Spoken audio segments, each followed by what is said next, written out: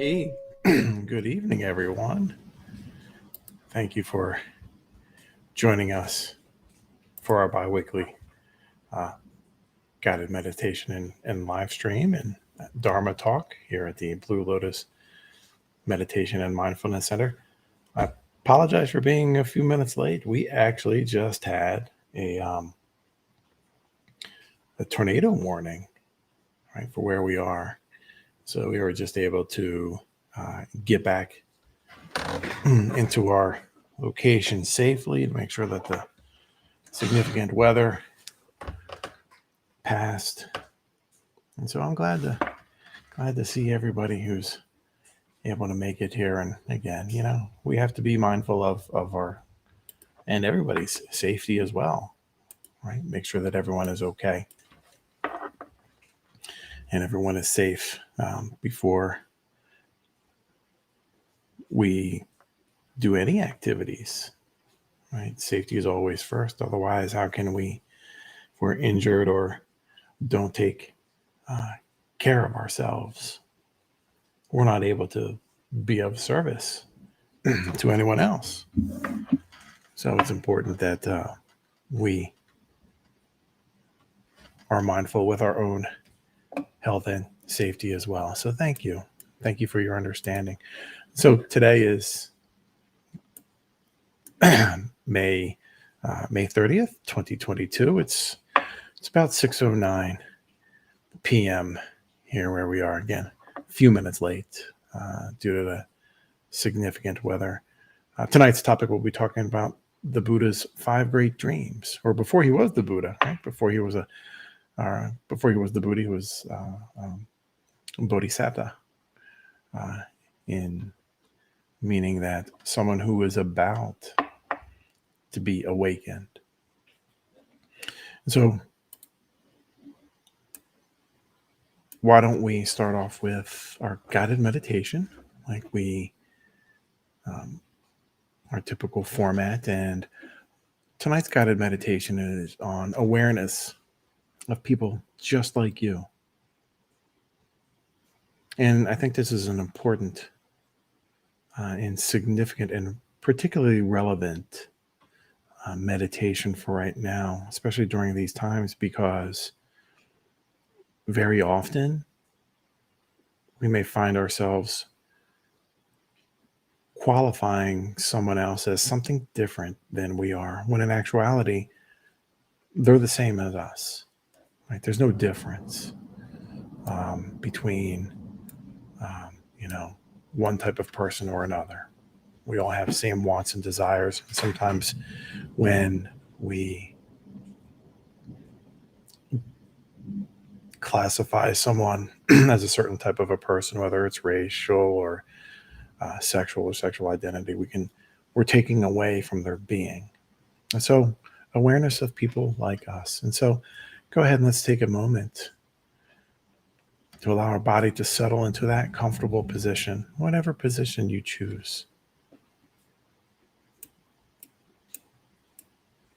You may close your eyes or keep them slightly open,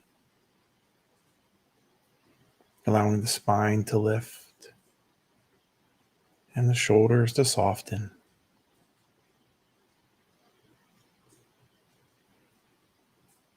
And today, this guided meditation will be practicing and acknowledging the similarities between ourselves and others.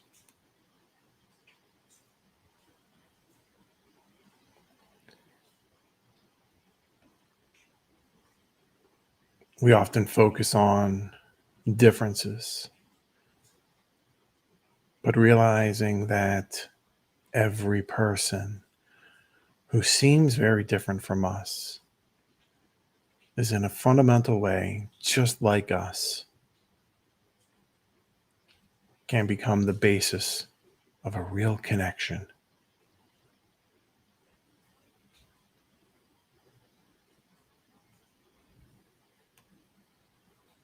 This can include people we don't know very well, people with whom we're in conflict, or even people that we may view or see or consider as an enemy.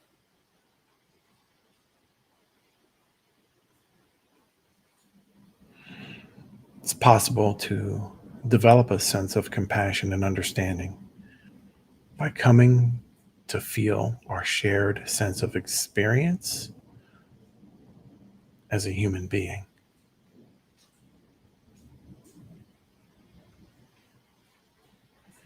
This practice, called just like me, can help overcome that sense of difference and distrust by opening channels of compassion.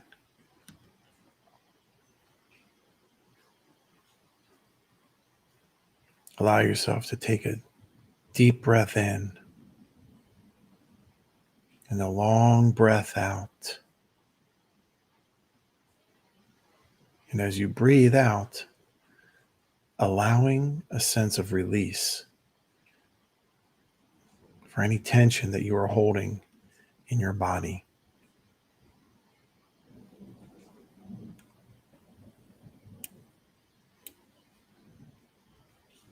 Briefly scan through your body, noticing any sensations or emotions.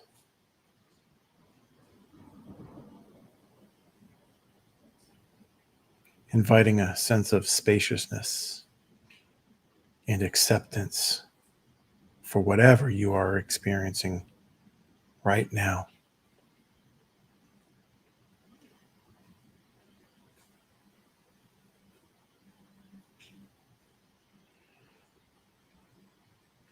Now bring to mind someone that you don't know very well, or who might seem different or distant from you,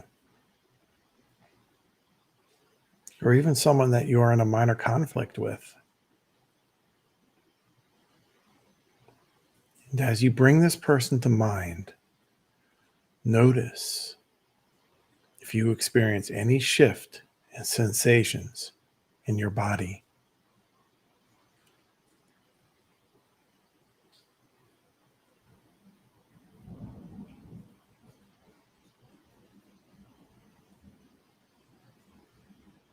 Holding this person in mind, as if they were in front of you, say to yourself, this person has a body and a mind just like me.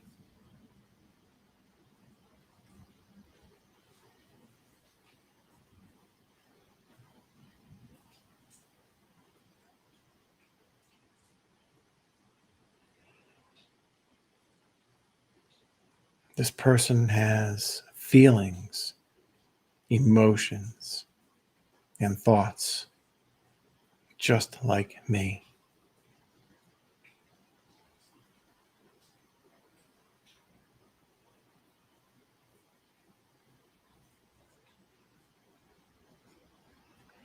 This person has, at some point in his or her life, has been sad, disappointed, angry, hurt, or confused, just like me.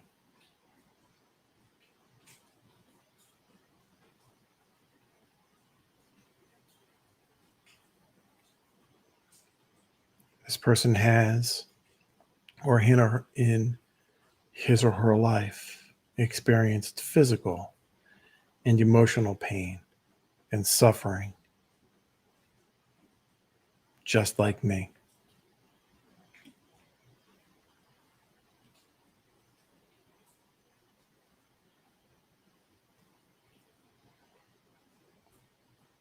This person has experienced moments of peace and joy and happiness,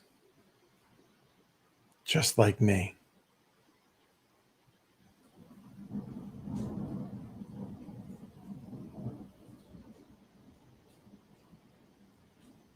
This person wishes to have fulfilling relationships, just like me.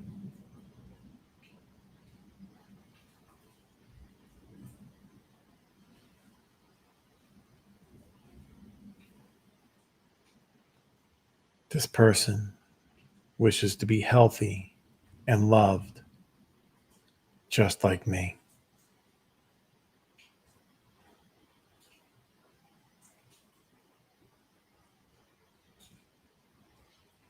Now, take a moment to sense how you're feeling.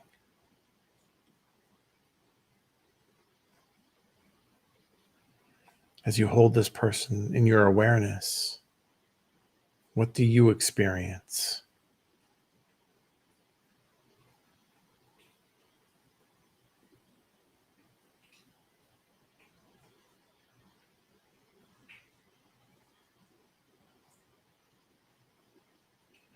And now, as you hold this person in mind, sending them good wishes, may they be well.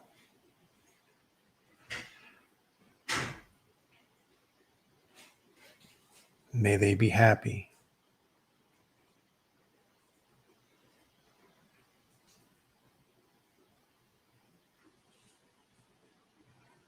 As we move to a close, returning your awareness to the breath, breathing in, and breathing out. Present, alive, connected, right here, right now.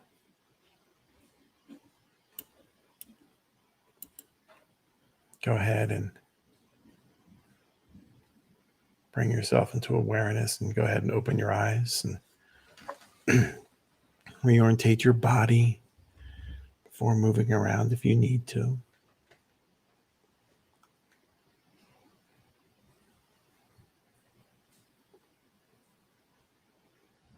Wonderful. And go ahead and adjust yourself if you need to as well. And so, for tonight's Dharma talk, Sidharth Gautama's 5 great dreams when he was a Bodhisatta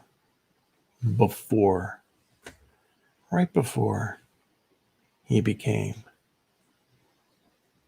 the Buddha himself, what we understand and the figure that we refer to as the Buddha. He had 5 dreams, all within the same evening.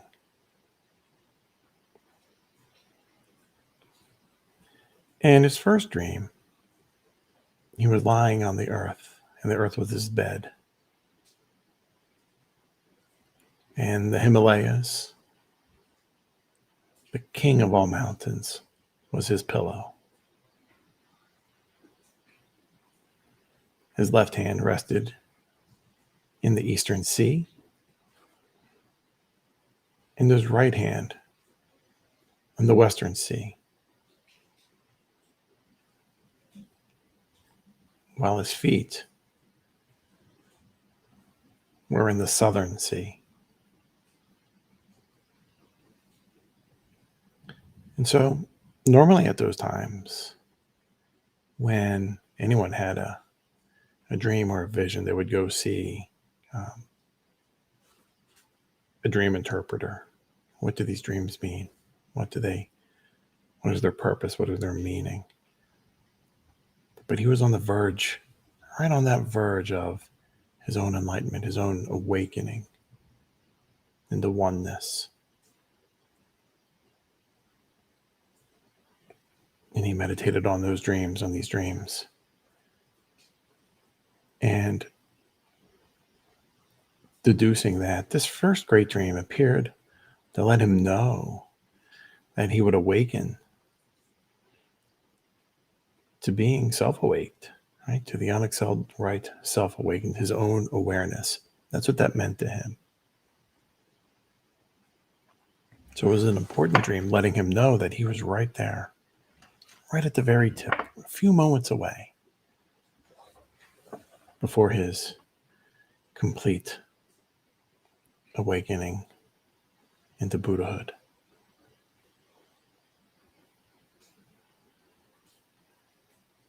His second dream,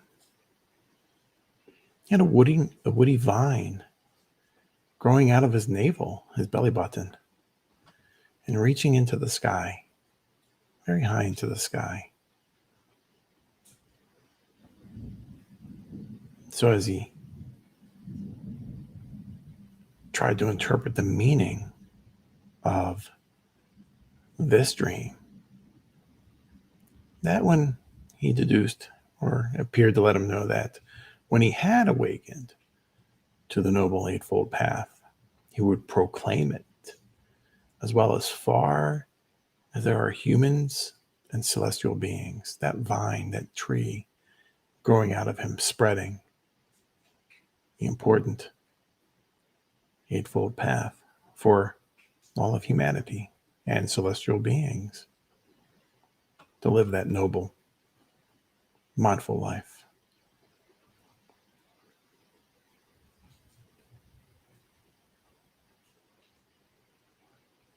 His third dream were white worms with black heads crawling up from his feet and covering him just up into his knees.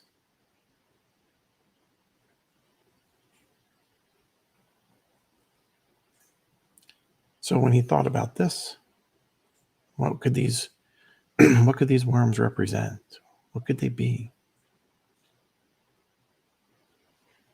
This third dream let him know that many white-clothed householders would go for lifelong refuge with him, the Tathaga, the Buddha before he became the Buddha.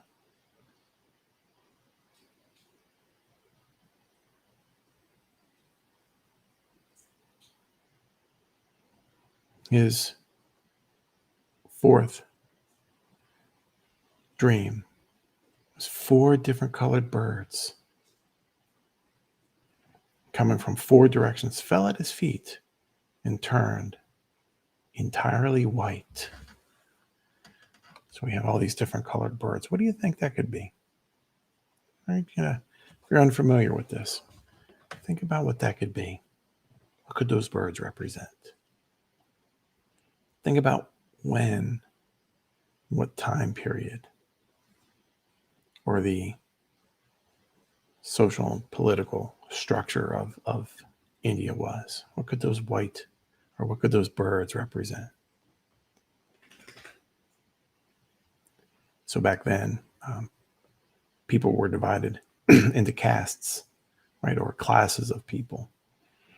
And so this fourth great dream let him know that people from those 4 castes, right, the priests, the noble warriors or the Brahmins, the merchants and the poor, having gone forth from home life into homelessness, right, in the Dhamma, in the Vinaya, would realize unexcelled release.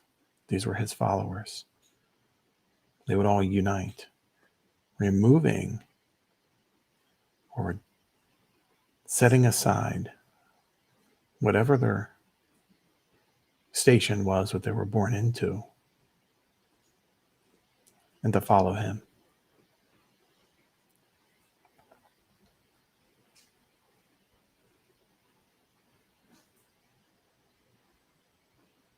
In the 5th dream, he dreamt that he was walking back and forth on top of a huge mountain of excrement, but he was not soiled at all as he walked back and forth, this huge pile of feces. And this 5th great dream let him know that he would receive gifts of robes and alms food and lodgings and medicines, and that he would utilize them without any attachment and clinging to them. He was unencumbered by material possessions, any attachments.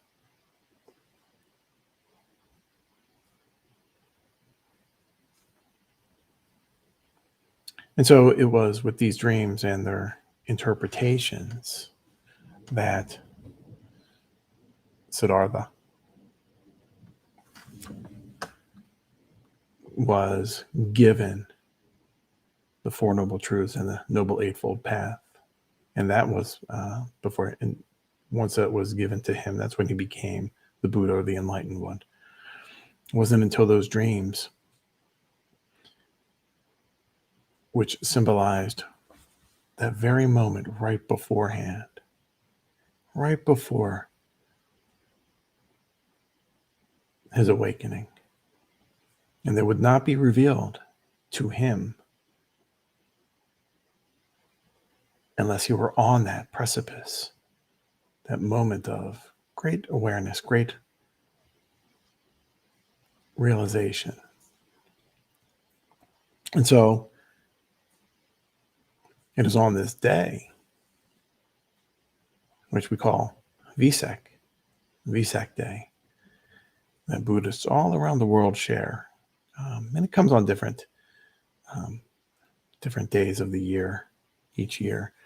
This year was beginning of May, first week of May. And so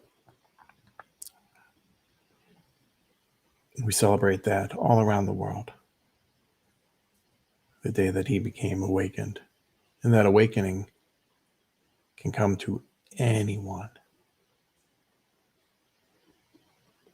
We all have that ability to spread goodness and kindness and awareness of where we are and who we're with.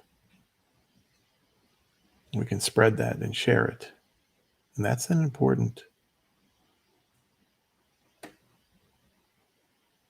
purpose for our lives. It's not the accumulation of wealth or homes or cars,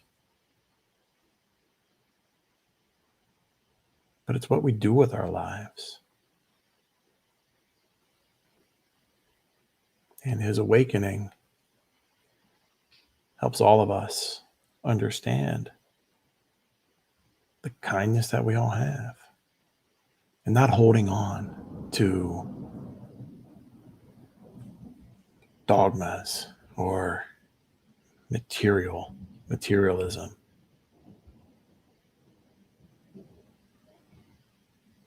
And those good deeds that we do, they work in our favors and our benefits.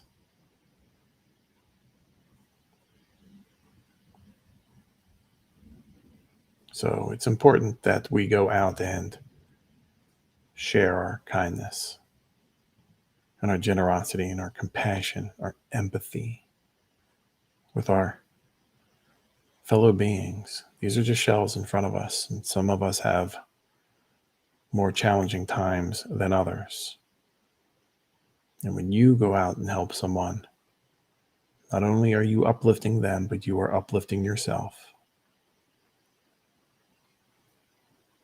And those are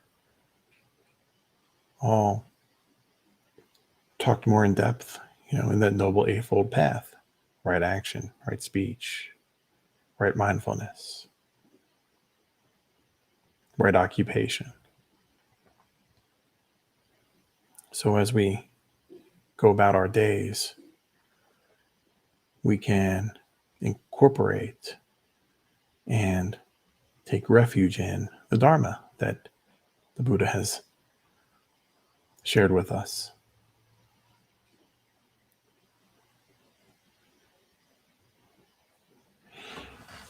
And so, spread it. Don't keep it to yourself. You're a kind person. I know you are. You wouldn't be watching this if you weren't. So, don't hold on to any attachments that are unhealthy or hold you back. Concepts or notions or ideas. Let them go and just be kind. That has a lot to do with even our guided meditation. Understanding that people are people. We all have the same needs. We all have the same hopes of stability and safety. healthy relationships, being loved. Every single one of us.